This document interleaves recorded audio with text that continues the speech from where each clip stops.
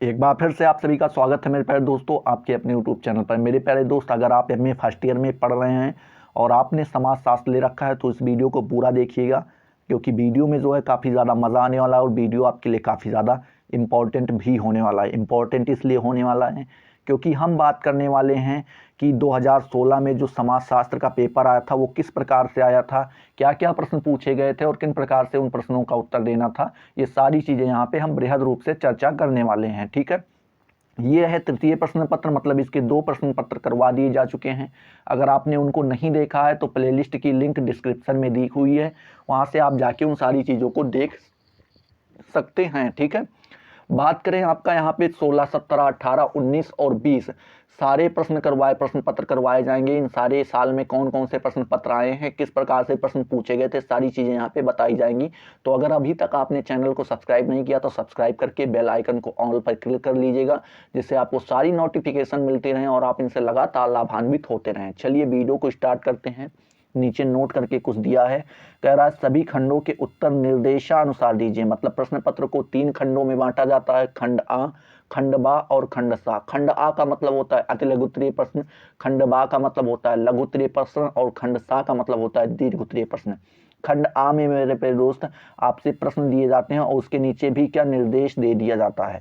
कह रहा सभी प्रश्नों के उत्तर देने हैं आपको और प्रत्येक प्रश्न का उत्तर लगभग 50 शब्दों में होना चाहिए। ठीक है, कितने शब्दों में मेरे प्यारे दोस्त?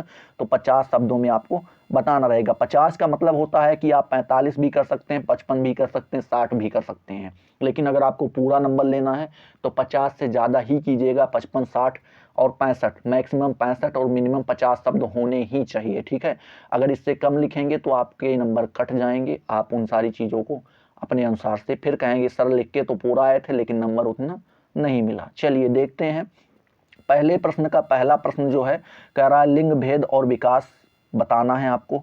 ठीक है, फिर कह रहा है गैर सरकारी संगठन, ठीक है, एनजीओ एनजीओ एवं समाज के बारे में आपको बताना रहेगा। तीसरा प्रश्न पूछ रहा है विश्व अर्थव्यवस्था में केंद्र परिधि संबंध बताना है आपको कि कौन सी चीज़ों को केंद्र परिधि माना जाता है। ठीक है, अगला प्रश्न बोल रहा है कि राजनीतिक आधुनिकीकरण की समस्या आपको बताना है।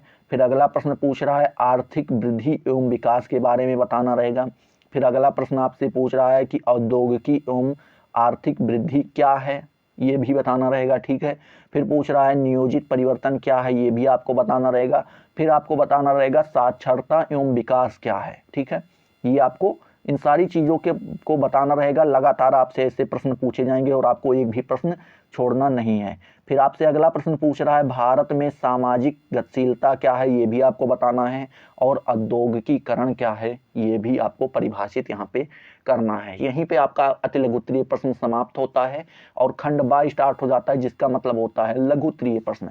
यहाँ पे भी नोट करके कुछ दे दिया गया है, कह रहा सभी प्रश्नों के उत्तर दीजिए। मतलब आपको एक भी प्रश्न यहाँ पे भी नहीं छोड़ने हैं और प्रत्येक प्रश्न के उत्तर लगभग 200 शब्दों में होने चाहिए। 200 शब्दों का मतलब हुआ 190 भी हो सकता है, 210 भी हो सकता है, 220, मैक्सिमम आपको 220 और मिनिमम 200 शब्द लिख के आने रहेंगे। 200 से कम लिखोगे तो नंबर आपको पूरे नहीं मिलेंगे, फिर आप उन चीज़ों से परेशान हो जाएंगे। ठीक है, चलिए देखते हैं प्रश्न किस प्रकार से लघुत्तरीय में पूछा जाता है।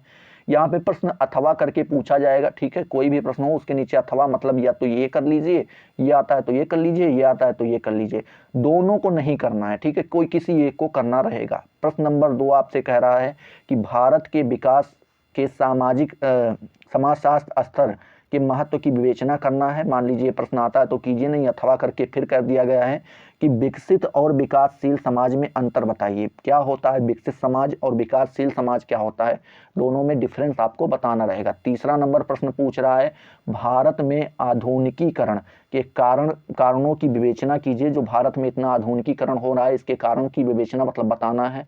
अथवा करके आपसे प्रश्न पूछ ले रहा है कि विकासशील समाज की समस्याएं लिखिए। जो विकासशील समाज हैं उसमें कौन कौन सी समस्याएं हमें देखने में को मिलती हैं, ये आपको बताना रहेगा। तो तीसरे में चाहे ये कर लीजिए चाहे ये कर लीजिए, दोनों में से एक ही आपको करने रहेंगे। ठीक है, चौथा नंबर प्रश्न आपसे पूछ रहा है कि व्यावसायिक गतिशीलता से आप क्या समझते हैं। जो व्यावसायिक गतिशीलता है वो आपको बताना रहेगा। मान लीजिए प्रश्न आता है तो कीजिए, नहीं तो अथवा करके दे रहा है कि नियोजन एवं पुनर्निर्माण में अंतर बताइए। ठीक है, अब इसी प्रकार से आपका 5वां नंबर प्रश्न पूछ ले रहा है कि भारत में ग्रामीण विकास कार्यक्रम, ठीक है, क्या भारत में जो ग्रामीण विकास कार्यक्रम है के सामाजिक प्रभावों की विवेचना करना है। मान लीजिए प्रश्न आता है तो कीजिए, नहीं तो अथवा करके एक प्रश्न और दे दिया जाता है, क्या नगरीय वृद्धि और आर्थिक विकास में संबंध बताइए। ठीक है, नगरीय वृद्धि जो है, जो नगरीय वृद्धि हो रही है, लगातार लोग गांव से बाहर की ओर भग रहे हैं उसमें, और आर्थिक विकास के दोनों में संबंध बताना है कि किस प्रकार से ये दोनों एक दूसरे से